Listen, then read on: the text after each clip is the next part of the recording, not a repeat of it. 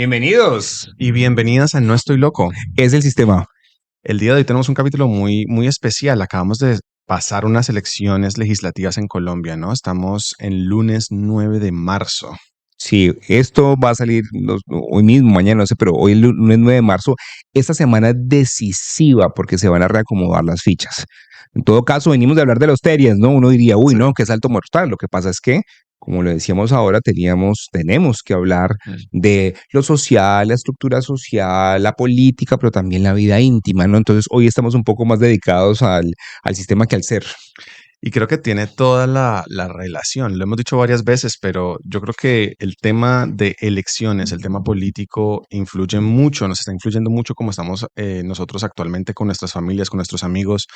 A mí me parece que cada vez es un poquito más difícil hablar de ciertos temas. Las personas tienen unas posturas bastante radicales a veces y creo que lo estamos viendo reflejado en los resultados de las elecciones. Los polos del espectro ideológico están cogiendo mucha fuerza, han sido grandes ganadores del día de ayer y eso es algo que nos afecta a todos y pues interesante analizarlo. Perfecto, sí, interesante analizarlo porque entrando suavemente al contenido que ya te voy a dar la palabra, pues parte de las elecciones legislativas nos muestra que se polarizó más el país. Ujú. Y de ahí que nuestra apuesta, y lo vamos a decir al final, pero lo podemos adelantar, nuestra apuesta con esta conversación es que podamos moderar el discurso, es que podamos dejarnos llevar más por los argumentos que por las pasiones, es elegir lo que queramos, votar lo que queramos, pero no por un candidato o que quiera romper las reglas o que quiera destripar al adversario, sino que sea todo basado en la discusión colectiva pública sobre el bienestar común. Sí, cierto que siento que hay ciertas amenazas. Nosotros a veces nos cuesta ver las amenazas que vienen desde nuestra misma orilla ideológica y eso es un sesgo que toca Sí, empezar total. a afrontar. Pero sí es cierto que no toda la forma de hacer política es válida, no toda opinión es válida y también toca empezar a analizar cuáles son los posibles riesgos a la democracia en su conjunto y a los derechos civiles también. Sí, bueno, entonces, sin más preámbulo, vamos a los resultados generales de las consultas. Perfecto. Bueno, entonces, grandes ganadores de las consultas. Recordemos que las consultas son una regla de juego muy especial. No sé si todos los países latinoamericanos la tienen, pero en el caso colombiano, básicamente las consultas hacen que un grupo de candidatos se obliguen a sí mismos a medirse previo a la primera vuelta presidencial y están obligados a apoyar al candidato ganador de la consulta. No pueden hacer públicamente campaña por otro candidato, no pueden seguir diciendo, perdí, pero igual soy candidato en primera vuelta. Están obligados a salir de la contienda y a apoyar políticamente y públicamente al candidato ganador.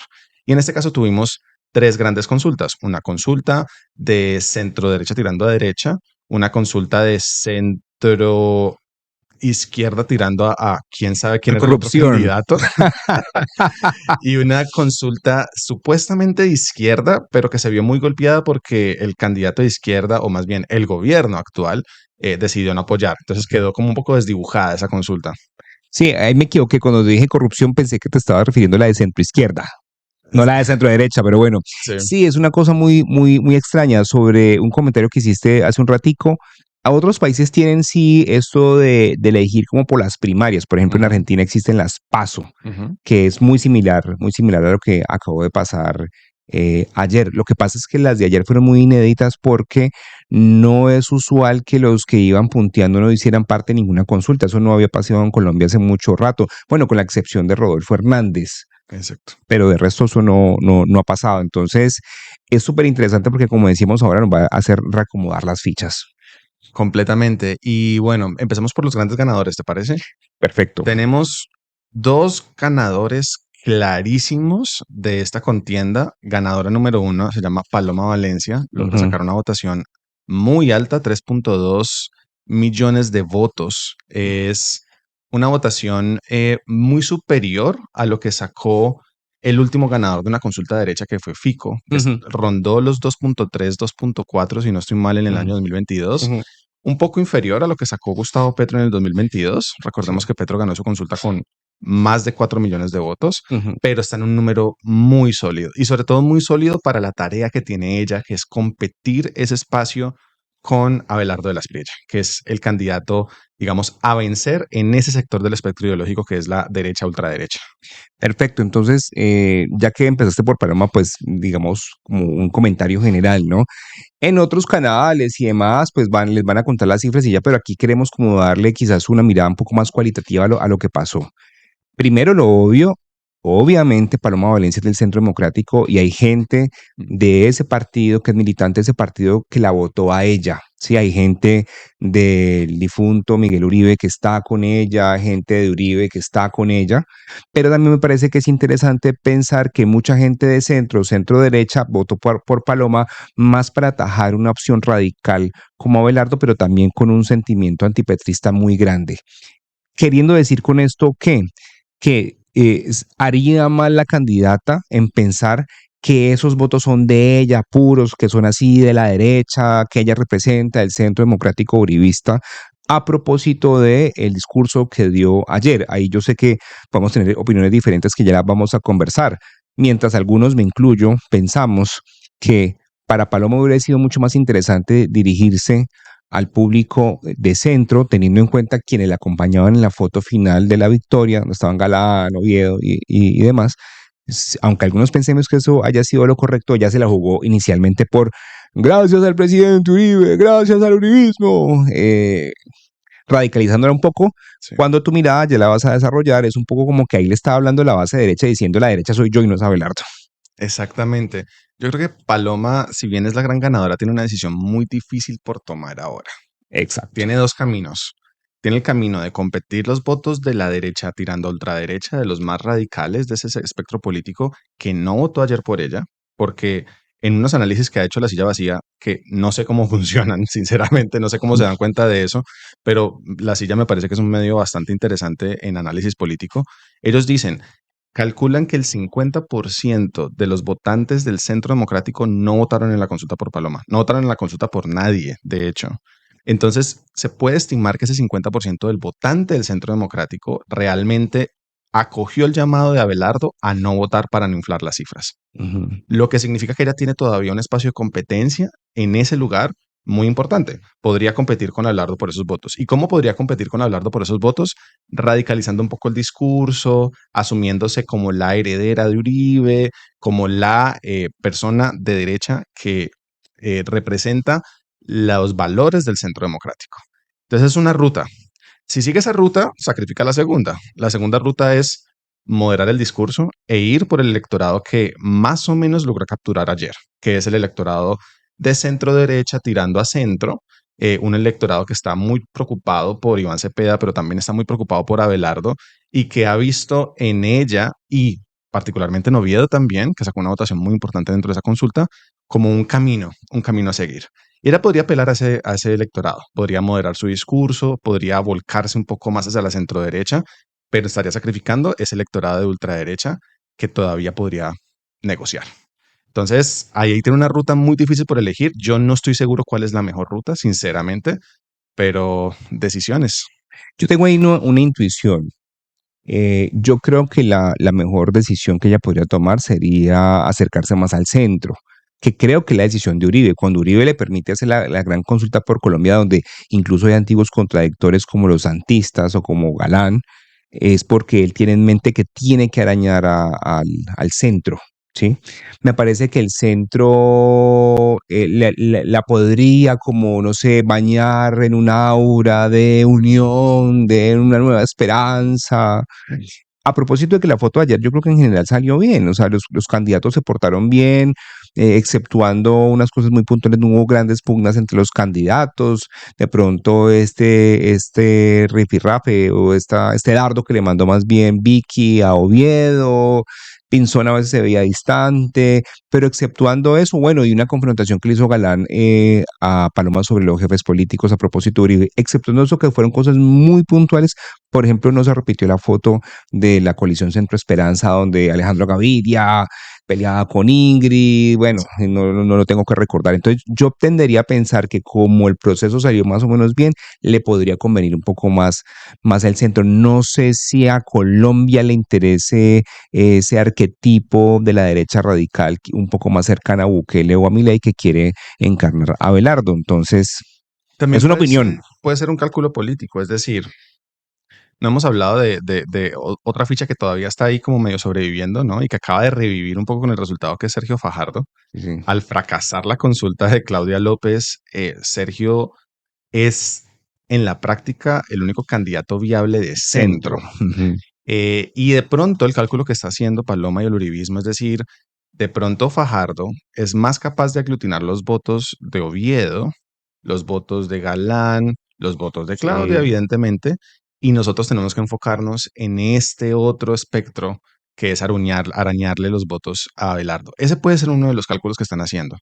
Nuevamente, ¿están equivocados o no? No lo sé, porque todo depende de lo que haga, por ejemplo, Sergio Fajardo. Él podría capitalizar este resultado, porque realmente no hay ninguna otra candidatura de centro viable. Claudia perdió en votación, Paloma pues es centro democrático, eso nunca ha sido centro, y Abelardo pues menos. Entonces, él podría capitalizar eso para decir, vea, yo tenía razón, las consultas están mandadas a recoger, no era el espacio para medirse, y yo soy el único candidato viable, pero lo capitalizará. Eso es una pregunta a la personalidad profunda del doctor Sergio Fajardo Valderrama. Sí. Volviendo al orden y volviendo a Paloma, claro, entonces entre el escenario de irse al centro, ella podría ser una jugada maestra, que es decirle a Sergio Fajardo, sea usted la fórmula vicepresidencial. Yo pensaría que Fajardo no lo va a aceptar. Sí, Mm. pues para eso se hubiera metido a la gran consulta y yo creo que no lo va a hacer. Eso por un lado. Eh, ¿Algo más de Paloma como para que sigamos Oviedo? Yo creo que sí, hay un pedazo muy importante y es que se acaba de resetear un poco la elección. Y esto es para bien y para mal. Es decir, Paloma muestra que puede sacar 3.2 millones de votos en una consulta, pero ahora nos vamos a medir en intención de voto. Y esas nuevas encuestas nos van a dar muchas luces. Nos van a dar luces, por ejemplo, de qué tipo de cosas, de si los votos que sacó Paloma son suficientes para convencer al electorado de derecha de no apoyar a Belardo y que ella sea la candidata que esté punteando o no. Porque lo que terminó pasando, por ejemplo, en el 2022 con Rodolfo y Fico, que fue el ganador de la gran consulta de derecha de ese entonces, fue que apenas empezaron las mediciones de intención de voto y se vio que Rodolfo estaba muy arriba de Fico, empezó a declinar todo su apoyo político. Y ese 2.2 que había sacado en las consultas no se tradujo en mucho durante la primera vuelta presidencial. Que eso todavía puede pasar. La votación de Paloma es significativa, es un momento de capitalización, es posible que la intención de voto se mueva, pero no es seguro. Mira, me encanta que hayas traído las elecciones pasadas por lo siguiente. Hay como muchos análisis que se pueden hacer. ¿En qué sentido Rodolfo no se parece ni a Paloma ni a Belardo? Mm. Estamos aquí por la Paso Ancho con Guadalupe en Cali. Me acuerdo perfectamente que aquí cerca, como por la autopista con 50, hace 4 años había una valla de Rodolfo Hernández que decía ni Petro ni Uribe. Me acuerdo que lo que decía Fajardo, que creo que era acertado, es que Colombia está cansada y quiere un cambio. Vamos a ver de qué cambio se trata. Y luego él dijo, efectivamente se dio. Cuando pasaron a la segunda vuelta, Rodolfo y Petro, los dos tenían un mensaje antisistema. Ujú. Sí, entonces ese mensaje antisistema tenía que ver con el momento político que teníamos que estábamos viviendo, que era el coletazo del paro nacional. Todo esto para generar la siguiente pregunta de fondo y es, ¿cuál es el sentimiento de hoy? Mm. ¿Sí? Creo que muchos creíamos, me incluyo, que el sentimiento más grande era el antipetrismo, por las cosas malas del gobierno, porque el presidente mantenía borracho, porque era un peleón, pero la verdad, creo, no sé vos si ahí te quisiera escuchar, el sentimiento ha cambiado porque eh, Petro ha dejado de llegar tarde, porque Petro después de la pelea con Trump le bajó, porque Petro tiró un dulce con el salario mínimo.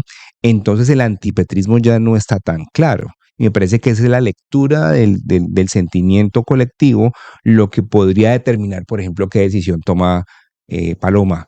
Oviedo, que ya nos vamos a acercar a él, es la demostración de que no es el sentimiento antipetrista lo que más pone votos ahora.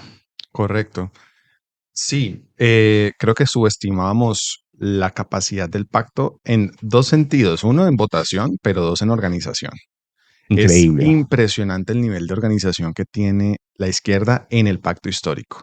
no solamente sacaron una consulta en frío, la de octubre, súper fuerte para haber sido solo ellos, sino que en estas elecciones sacan 25 escaños con posibilidad que sean 26 en el escrutinio, que es 5 escaños más de los que se pensaba que iban a sacar. Todos los analistas lo situaban en 20, Ujú. 20 senadores. Ya van en 25 con posibilidad de que sean 26. 4.4 millones de votos. Es 1.6 millones de votos más de los que sacaron en el año 2022. Es un incremento muy fuerte y una unidad muy fuerte. Tanto así que si uno calculara, por ejemplo, posibles aliados en el Partido Verde, algunos aliados que han tenido en el Partido Liberal y Conservador durante estos 4 años y que se reeligieron este año también, podríamos estar hablando de que entre esas fuerzas aliadas y los senadores del pacto están llegando casi que a 50 Wow. senadores, que eso es casi la mitad de la Cámara. Para que hagan una referencia, la Cámara del Senado en Colombia tiene 103 senadores y ellos tendrían casi la mitad. Eso es una fuerza opositora muy fuerte en caso de que lleguen a perder o una mayoría muy cercana si llegan a ganar con Iván Cepeda. Entonces, retomo para no desviarme demasiado. Grandes ganadores, el pacto histórico, logran, por un lado, subir demasiados senadores, pero por el otro lado, lograron bajar la afluencia de personas que participaron en consultas.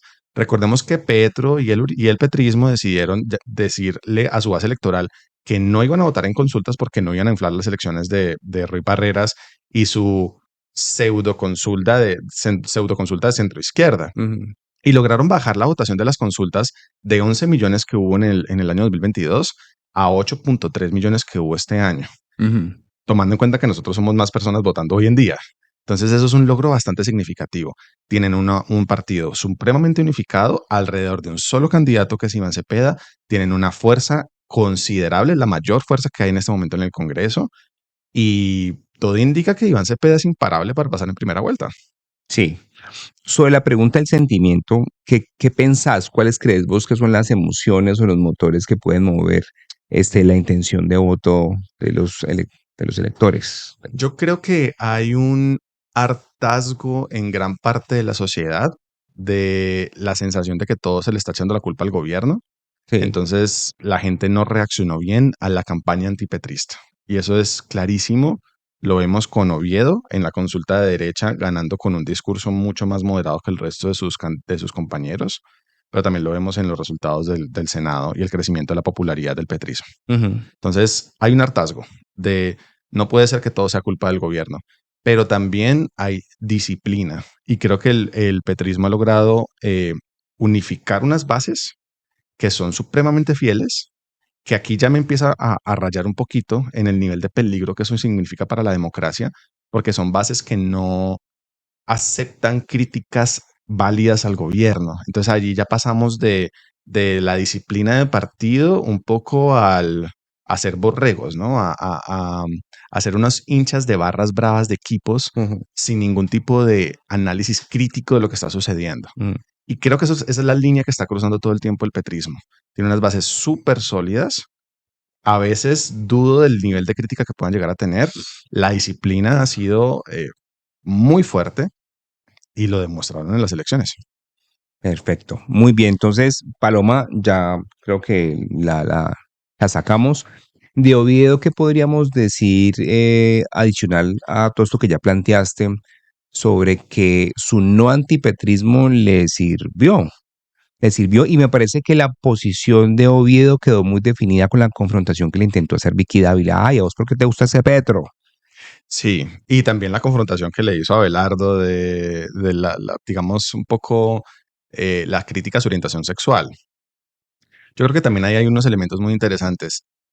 Corrobora que hay un hartazgo de la crítica excesiva al gobierno, ¿no? Intentar achacar todos los males del país a un solo gobierno, en este caso encarnado por Gustavo Petro. Pero también creo que él capitalizó su carisma. Él es un político muy carismático que le hablaba a la gente de cifras de una forma muy accesible, que no los trataba de tontos, que hizo una campaña política bastante renovadora y fresca. Ujú. A mí particularmente me gustó mucho su forma de hacer política y sobre todo capitalizó muy bien dos eventos justo antes de elecciones que le dieron un impulso político muy fuerte. Mira, yo diría adicional un par de cosas. Primero, creo que fue la mejor campaña. Sí, Fue la mejor campaña porque en términos de recordación fue el personaje mejor definido. Él en poco tiempo hizo lo que durante mucho tiempo no pudo hacer Fajardo.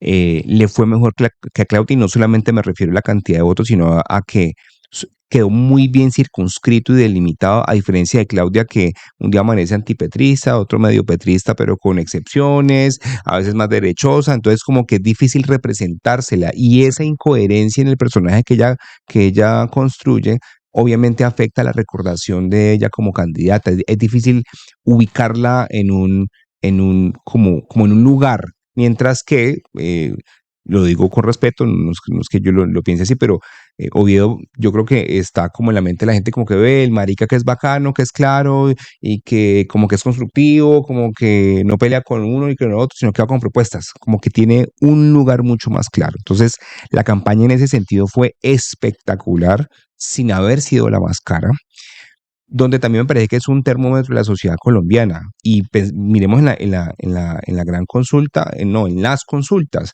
El segundo puesto fue de él y el tercero en cantidad de votos fue el de Claudia López.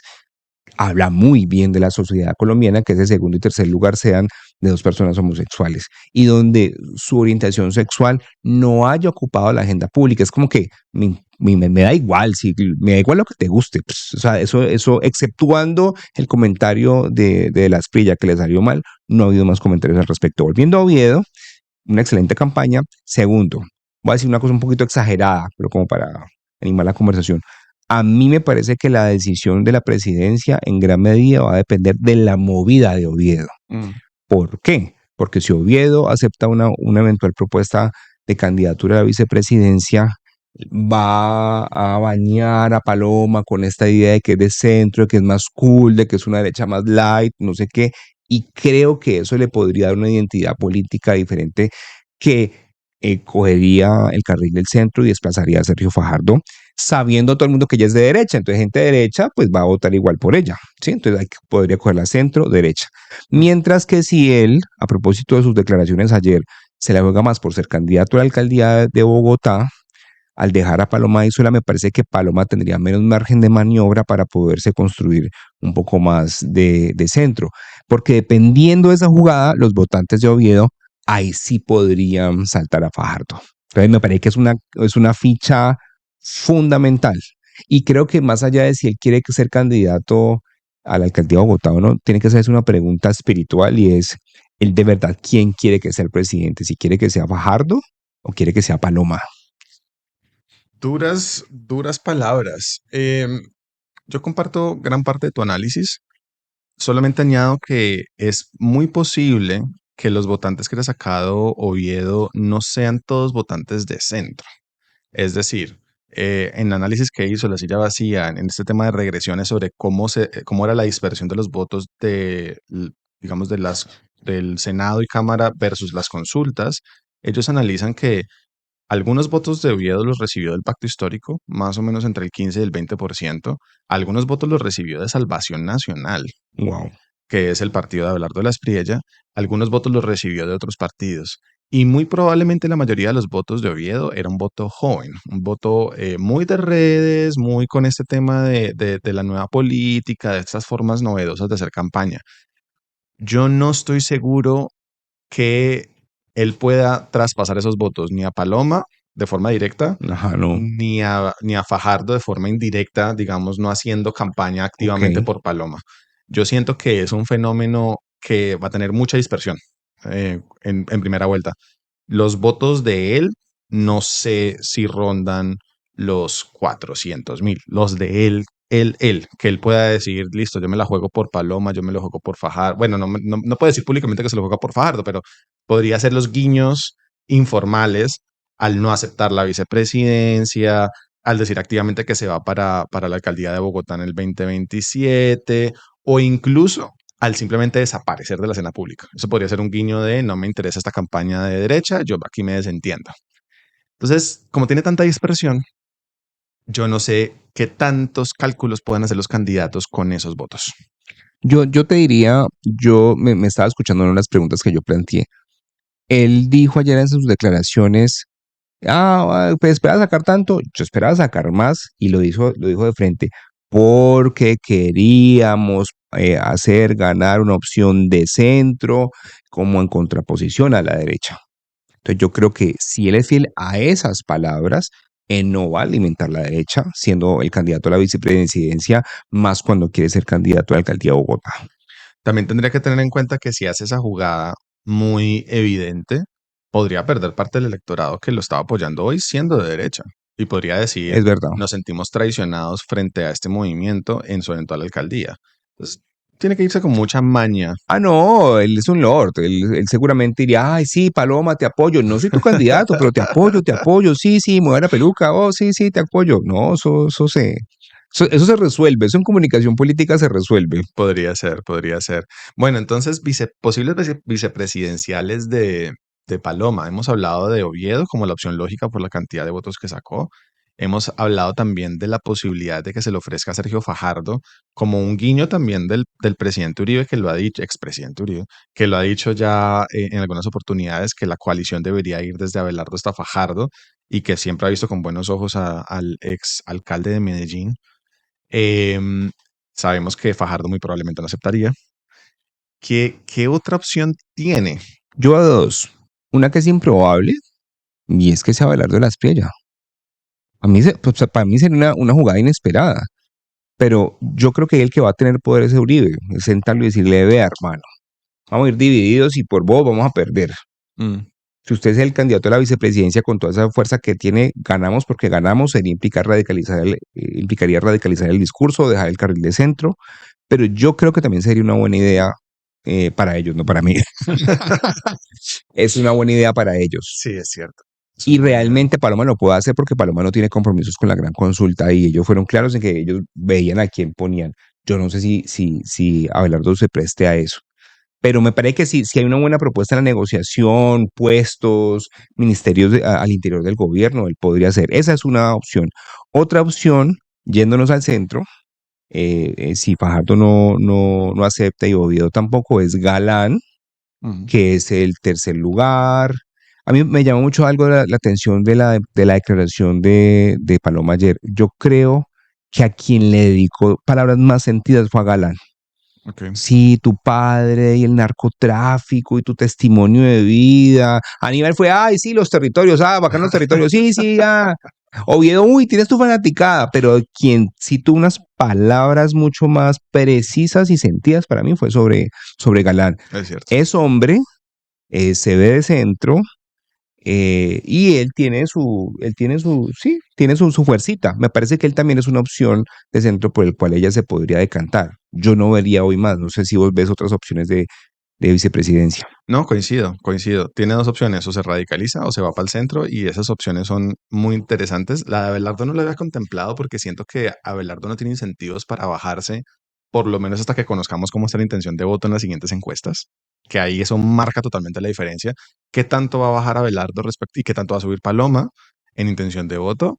Eso nos dirá muchísimo sobre si él ve prudente plegarse por un beneficio económico, pues un beneficio político, ¿no? De puestos y tal, o no.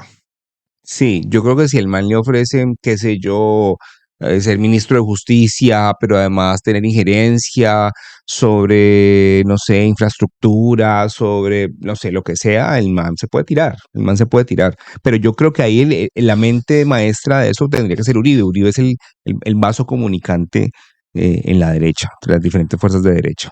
Entonces, recapitulemos. Grandes ganadores. Paloma, el uribismo entre Petro y Cepeda, grandes, grandes Sí, ganadores. Oviedo. Fajardo más o Ah, menos, o sea, no es un ganador, no es un perdedor, es como una resurrección ahí incipiente. Sí, yo creo que lo que pasa con Fajardo ahí, a ver, bajemos a Fajardo, no había pensado en Fajardo Sí. tanto. Es como cuando uno empata un partido, no se gana, pero tampoco se pierde. Ujú. Sí, para mí esa es como la sensación. Yo vuelvo y digo, independiente de lo que haga Paloma, si tenga a un candidato de centro de la vicepresidencia, yo creo que él tiene muchas opciones. Lo que pasa es que depende de él. Y voy a ser más preciso, depende de un hecho político, depende de que tenga una buena candidata o candidato a la vicepresidencia, depende de que tenga unos buenos golpes de opinión, depende de que tenga mucha gente a su alrededor. Él ha hecho algo en la comunicación que me parece muy complejo y es el nombrar una mayoría que todavía no existe. O sea, eso es una cosa personal. Yo creo que uno primero actúa algo y luego a eso que se actúa se le pone nombre, no al revés. Entonces la mayoría además, el adjetivo es horrible, silenciosa. Sí. No jodas. Sí, silenciosa, sobre todo en las urnas. Sí, no, súper silenciosos. Entonces tendría que hacer un golpe de opinión. Y aquí votemos opciones. ¿Quién podría ser una opción de candidato o candidata a la vicepresidencia? Yo he pensado en una que es Angélica Lozano. No sé si legalmente pueda. Yo tendería a pensar que sí, pero Angélica Lozano podría ser que sería una forma de tener a Claudia en cuerpo ajeno, donde Claudia no puede renunciar porque tendría que pagar una multa, pero podría decir, yo renuncio informalmente a mi candidatura, sigo apareciendo en el tarjetón, pero no voten por mí, voten por mi esposa y voten por Sergio Fajardo. Es buena pregunta lo del término legal porque, bueno, recordemos que Angélica Lozano no pasó en este momento al Ajá. Senado, fue una de las grandes víctimas de la última jornada electoral, no alcanzó los votos para ser senadora. Entonces, no sé eso cómo la deja en libertad para ser vicepresidenta. Me parece una buena pregunta y creo que la respuesta sería posible.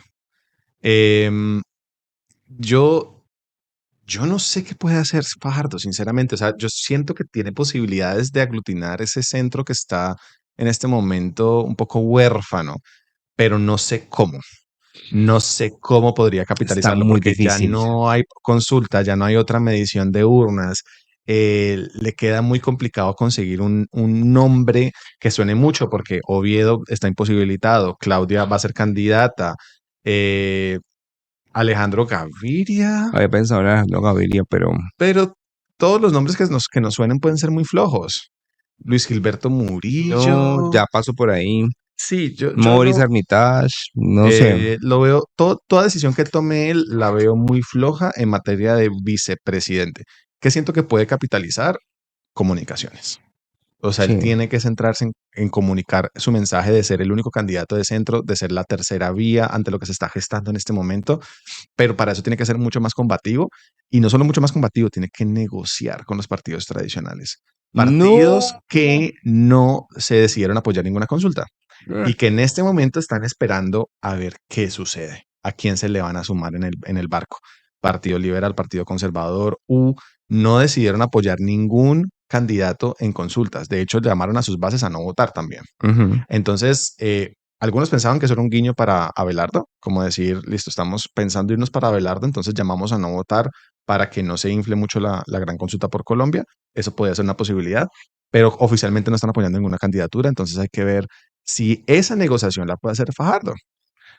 Porque ¿qué otra opción le queda? No, no la veo tan clara. No, yo tampoco. Yo, otra persona, pues, como de distante, lejana, que sé que son amigos cercanos, es José Antonio Campo, que es un man de vieja data, medio tradicional, pero también medio progresista, que estuvo con el petrismo en el gobierno, pero que la derecha respeta. Alguien de ese estilo, pero yo no veo, pues, así como muchas opciones para Sergio. No, no, realmente no. Sí, y bueno, otros perdedores más o menos empatados, lo que me gustaba la analogía que decías, como que ni perdieron ni ganaron. Abelardo, creo que Abelardo queda un poco golpeado, pero la gran consulta por Colombia no saca tampoco tantos votos para hacer su candidatura inviable. Exacto. Está Está vivo. vivo todavía y va a ser una competencia muy reñida entre él y Paloma. Exactamente.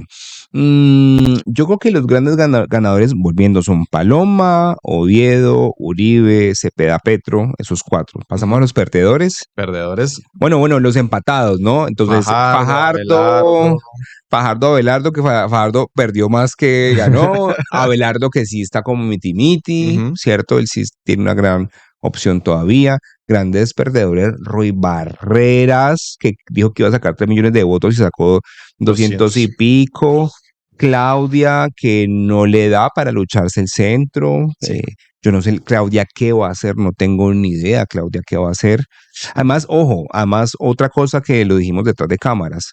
Claudia hizo una jugada muy complicada. Una vez más cambió de posición en estos últimos días que le fue mejor en encuestas. Dijo, no, más o menos el petrismo sí, me corrijo lo malo y le sumó otras conquistas sociales como el tema de la mujer.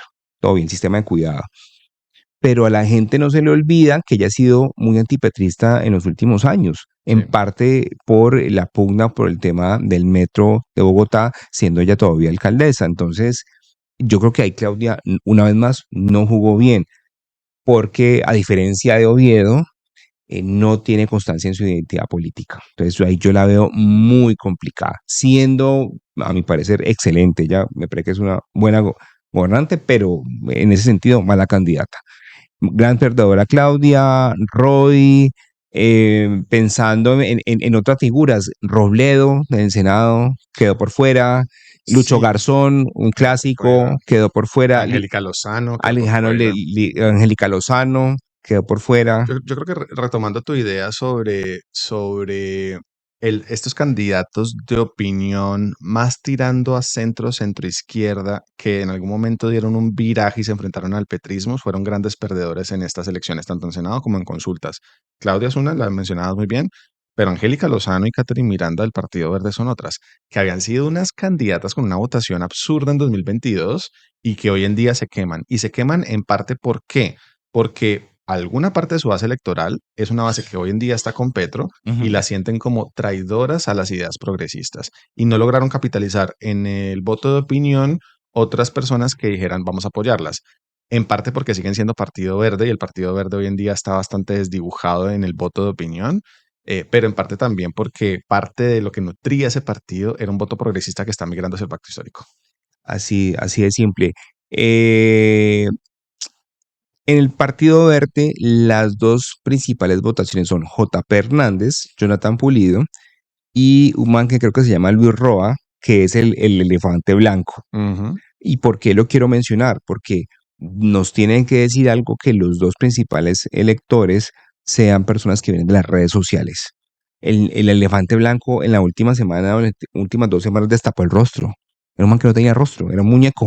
Sí, O sea, casi elegimos un muñeco, ¿sí? sí. Y ojo, no lo estoy criticando, antes por el contrario, me parece innovador y me parece un objeto de estudio. Entonces, a lo que voy es que eso también nos dice de que hacer eso es más rentable que ser Lucho Garzón, Angélica Lozano. Es mucho más rentable. Es impresionante lo que nos está pasando en este momento, que ya lo veíamos anticipado con Jonathan Pulido, con J. Fernández hace 4 años, pero que se está profundizando. Hay muchos más influencers que hoy están electos. Muchísimos. Lalis en el petrismo, Wally también en el petrismo, JP.